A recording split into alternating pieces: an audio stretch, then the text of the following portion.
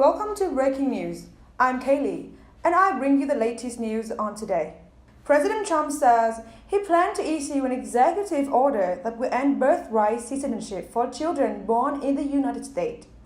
He made the statement in a taped interview with Axios that will air in an upcoming HBO special, but is an idea that he has floated previously and that he has garnered a lot of interest on the right for several years.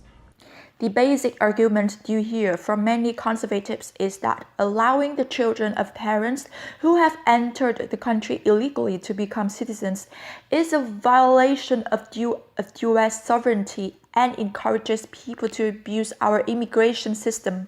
For obvious reasons, this notion is quite popular among anti-immigration activists, and by extension, many in Trump's base.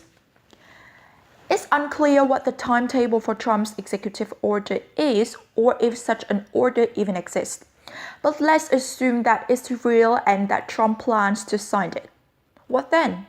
Can the president actually end birthright citizenship, a policy linked to the 14th Amendment of the Constitution?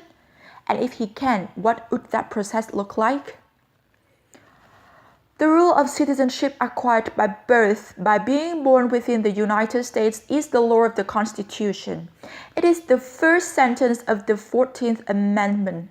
All persons born or naturalized in the United States and subject to the jurisdiction thereof are citizens of the United States and of the state wherein they reside. As such, it cannot be changed through executive order or legislation, but only by amending the Constitution. The 14th Amendment was intended to make permanent the existing common law rule of birthright citizenship and to extend birthright citizenship to persons of African descent and their descendants brought to the United States in slavery. The United States fought a civil war over this language, which was added to the Constitution in 1868 and explicitly overturned the pre-war Supreme Court decision of Dred Scott v. Sanford. That 1857 decision denied citizenship to Dred Scott, who was born in Virginia, enslaved, and who then sought his freedom through the courts. The Supreme Court denied him access to the courts by denying him U.S. citizenship because he was of African descent. The Dred Scott case and its glorification of racism and xenophobia is a reviled opinion and often used to demonstrate how far we have come as a nation devoted now to equal justice under the law. The president does not have the constitutional authority to change the 14th Amendment's unmistakable meaning if proposed, but his words in the form of an impotent executive order may have the effect of inflaming a civil war, much like the Dred Scott decision did. The 14th Amendment to the U.S. Constitution guarantees citizenships to all persons born or naturalized in the United States. That cannot be changed without a constitutional amendment.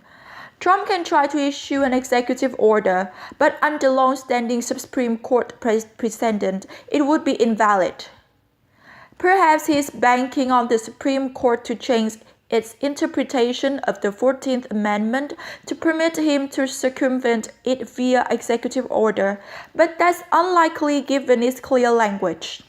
The president cannot executive order his way out of the Constitution. The 14th Amendment is clear. If an individual is born in the United States, that individual is a citizen of the United States. There is no doubt that it's not a coincidence the midterm elections are 1 week away. This is not a genuine effort to change the law. This is a genuine effort to inspire President Trump's voters to go to the ballot box on November the 6th.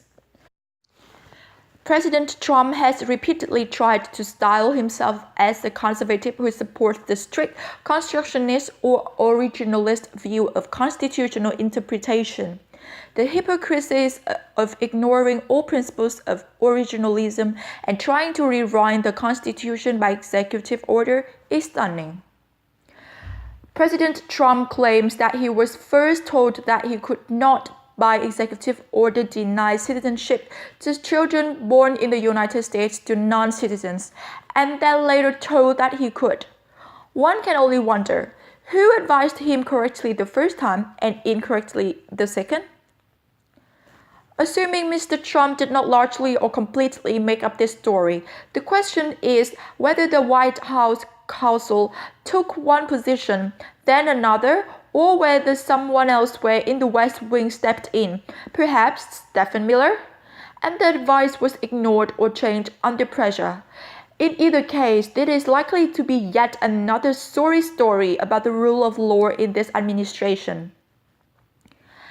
The administration will not succeed with this move if the president proceeds as promised. Only by a tortured, hopeless, flawed, and politically motivated theory can Trump assert a power inconsistent with the 14th Amendment and controlling Supreme Court precedent. And the president's evident move to bring this pledge into midterm politics only days before the election hardly enhances his administration's credibility before the courts. And this story appears in Breaking News, a news from us on the latest twists and turns around Trump and birthright citizenship. Subscribe and follow us along with more about Trump administration policy. And with that, ladies and gentlemen, we have reached the duration of today's program. Thank you for watching.